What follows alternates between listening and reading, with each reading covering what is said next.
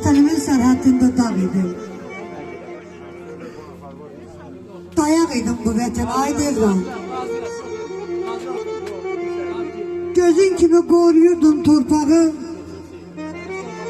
göz dağı idim ben düşmənə.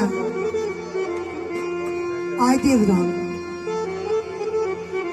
Dar günündə çatdın elin dadına. Pərvanəydin, yandın yurdun oduna.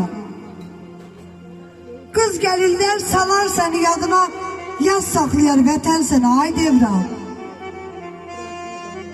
Şəhidliyin ürəkləri dağladı.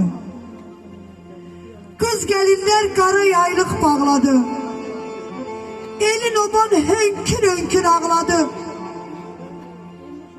Neçəsinə dağa döndü, ay devran. Güller soldu sevgilinin elinde.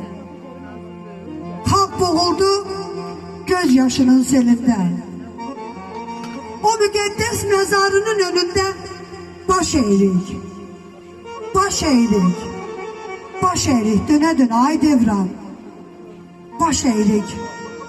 Döne döne. Ay devran.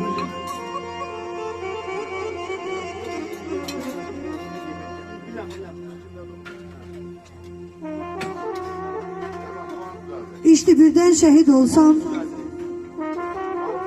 seller gibi çağlamıyor. Ne yaşadımsa yaşadım. Benden ötürü ağlamıyor. Ne yaşadım hoş yaşadım. Bazen oldu boş yaşadım. Ben yüreği taş yaşadım. Benden ötürü ağlamıyor.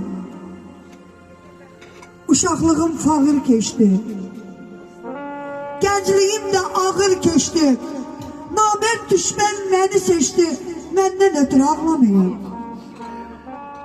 Ana, ana sığal çək başıma.